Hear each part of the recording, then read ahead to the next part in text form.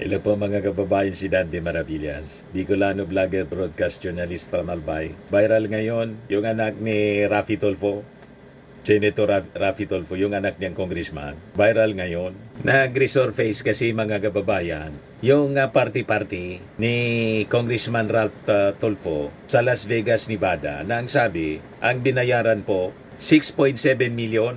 6.7 million na pesos yung bill. Kasi di ba, puso yung mga nepo babies ay pinagyayabang mga kababayan yung kanilang marangyang buhay. Ayun. O ito, yung anak ni Senador Raffy Tulfo. Yan, umiinom mga kababayan. Tapos, pinangalandakan yung binayaran na bill sa kanilang party-party. Nasabi, umabot ng 6.7 million pesos.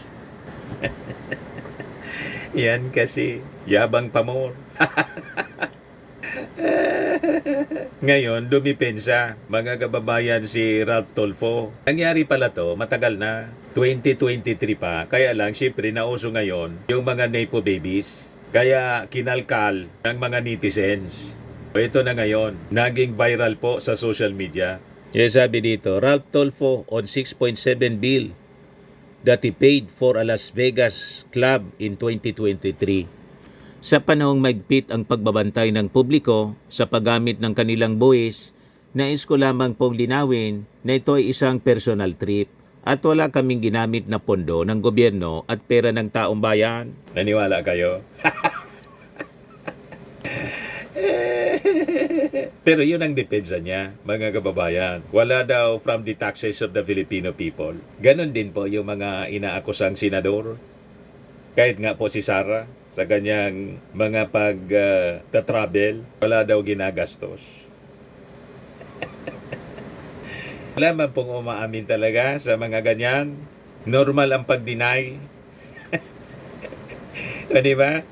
So sabi dito sa report ng PEP, hindi itinanggi ni Quezon City 2nd District Representative at Assistant Majority Leader Ralph Wendell Tulfo ang viral video niya nakuha noong December 2023. Ngayon lamang ito naging kontrobersyal dahil sa issue ng korupsyon sangkot ang ilang mga mambabatas, opisyal ng pamahalaan at mga contractors. Si Ralph ay anak ng hard-hitting broadcaster at senador na si Raffy Tulfo at ni CIS Party List Representative Jocelyn Tulfo. Tiyo niya ang dating broadcaster at senador ngayon na si Erwin Tulfo, ang Vice Chairman ng Senate Blue Ribbon Committee na nag-iimbestiga sa mga anomalya sa mga proyekto sa flood control. Noong nakaraang linggo, kumalat ang video ni Ralph na tumutungga ng alak mula sa malaking bote habang nagkakasayahan sila ng kanyang mga kasama sa Omnia, ang multi-level nightclub sa Caesars Palace sa Las Vegas, Nevada sa USA.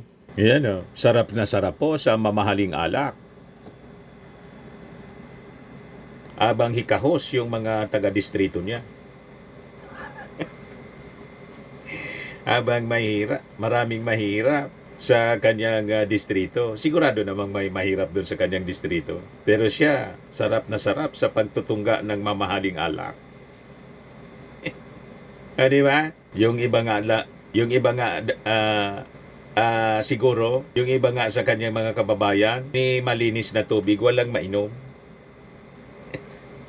Di ba? Pero itong si Congressman Ralph Tulfo, sarap na sarap pag-inom ng alak. Yan o. Mamahalin. Yung binayarang bill po, 6.7 million. O diba? Mga kababayan, ano masasabi ninyo? Post your comments. Kung tama ba ang ganitong display ng karangyaan habang maraming naghihirap dito sa ating bansa. Diba? Mapapanood at malinaw na makikita sa magkaiwalay na videos ng insidente ang pagbabayad at pagpirma ni Ralph sa kanilang mga nagastos. Ang una ay nagkakahalaga ng 42,605 US dollars o katumbas sa 2,473,000 953 pesos in 95 centavos sa current conversion.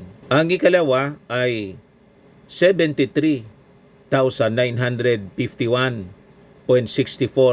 US dollars o katumbas sa 4,994,166 pesos and 22 centavos. Matindi po. O diba? Pwede mo nang ipatayo ng isang magarang bahay. Ang ganyang budget mga kababayan. Isa ng magarang bahay. Pinang-inom lang mga kababayan. Itinungga lang yan ni Congressman Ralph Tulfo, anak ni Raffy Tulfo. O diba mga kababayan? Ito'y isang open display of wealth mga kababayan na mayaman na sila. Na hindi man dapat yan ginagawa ng isang public official. Bawal sa ating Batas Republic Act number 6713. They shall not indulge in extravagant or ostentatious display of wealth in any form. Di ba mga kababayan? Malinaw.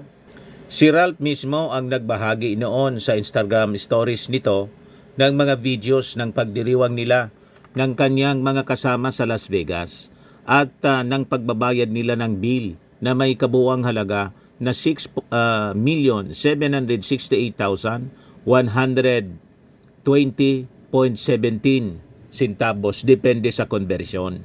Ang Instagram stories ni Ralph ang naglagay sa kanyang sarili sa alanganing sitwasyon at nagbigay ng dahilan para batikusin siya ng mga netizens dahil daw sa magarbo at magastos na pamumuhay niya.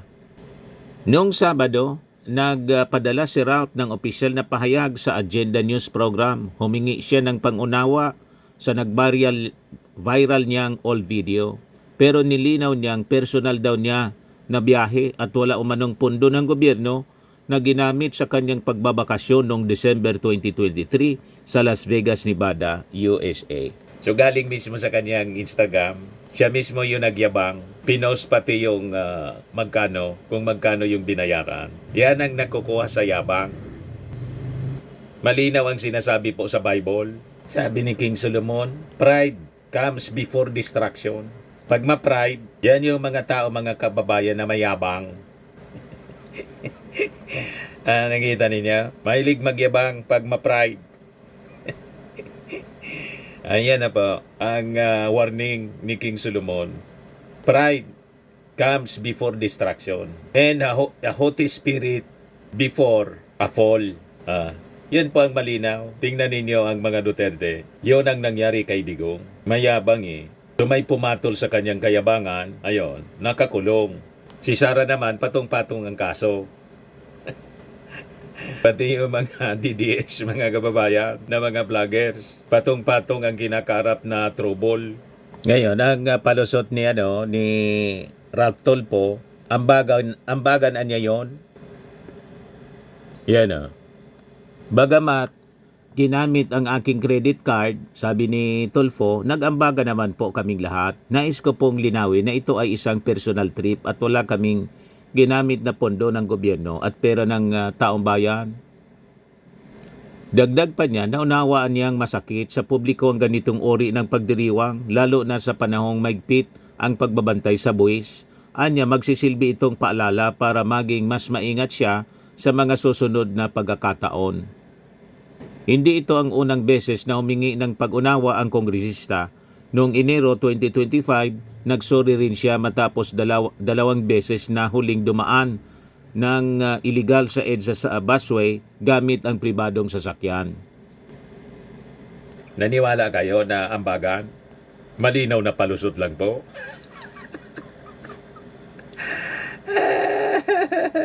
Yung sabi ng mga netizens, style ng palusot, bulok, abusado ka pa sa EDSA, nagmana ka sa tatay mo, masyadong maangas, tumahimik naman sa loto issue.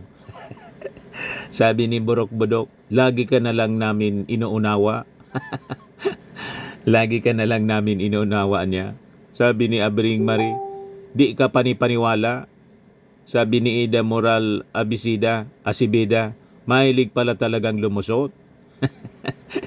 Sabi ni Joel Jumags, because Tulfos can bend the law. Am I right, sir? Sabi ni Jam Pinky, ipatulfo na yan. Ipatulfo yung tulfo. No one's gonna know. Ipatulfo na yan, sabi ni Ayesha. Sabi ni Manuel Martinez, maluwag sa bulsang gumastos ng milyon para lang sa isang gabing kasiyahan kapag hindi mula sa pawis at tirap. At alam mong kikitain mo siya ulit sa madaling panahon. Dapat talaga may maigpit na batas para maiwasang makapagnakaw ang mga tao ng gobyerno. Tulad ng pagpatalo sa sugal po ng milyon-milyon ni Bryce Hernandez at saka ni General Alcantara. Iniman kasi kanila yung pera na ginagastos mula sa taxes of the Filipino people na nakuha nila mga kababayan sa guni-guning project sa flood control. O diba? At saka yung mga diskaya, nakabili ng, ilan ba yun? 48 na mga sasakyan, mamahaling sasakyan. Kaya nilang bumili ng ganun kasi hindi man pinaghirapan. Pumirma lang ng mga dokumento para sa guni-guning project. Cobra agad. Ganon mga kababayan, kaya hindi umasinso yung ating bansa. Ayaw maniwala yung mga netizens po. Sabi ni Ibon Laver Junero, we are not born yesterday. Ambagan ko no, sana all. Sabi ni M. Santos, abusado ka sa pera ng bayan, abusado sa kapangyarihan at karapatan. Sabi ni Evelyn, tell it to the Marines. Sabi ni Marilyn Kial, kawawa talaga ang mga men in uniform, jackpot lang kung hindi mamamatay sa gira. Pero itong mga nagwawaldas ng pera, ang dali-dali lang sa kanila. Sabi ni Arlene Montesa, wow, pamangkin ng Lobenders. Nightclub, 6.7 million binayad, one night lang yan. Samantala, ang mamamayang Pilipino na mahirap, lubog sa baha, nagpapasarap sa buhay gamit ang kaba ng bayan. Matakot kayo sa Diyos.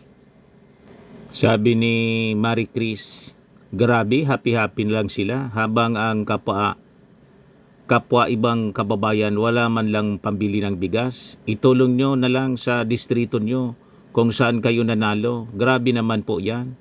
Pagsariling hirap at pera sa yan, di mo yan gagastusin. Isang gastusan yan, pero kung di mo pinaghirapan, dali lang gastusin. Ambagan daw yon, ambagan ng mga taxpayers. Ambagan nga. Hindi ng mga kaibigan niya, kundi may ambag yung mga taxpayers po. Yan o, sabi ni Juneliap, ambagan ang mga Pinoy galing sa tax. Sabi ni Iglesirio, sobrang yaman mo naman, inuman lang, milyon halaga, idami nagugutom na Pinoy dito. Ikaw nasa Las Vegas pa talaga, wag kami oy. Sabi ni Benjo, tiba-tiba talaga itong mga tulunggis. Kung sarili mong pera yan, di ka gagastos ng ganyan kalaki. 6.7 million sa ordinaryong empleyado, 40 anyos na magtrabaho, hindi pa siya suisildo ng 6.7 million. 40 anyos na siyang kayod. Ano ba? Tinungga lang niya sa isang gabi. Ganon katindi, mga kababayan. Kaya galit na galit yung mga netizens po. Anyway, yun man lang po mga kababayan, ang ating short video. Ako po si Dante Maravillas. Bye-bye. God bless.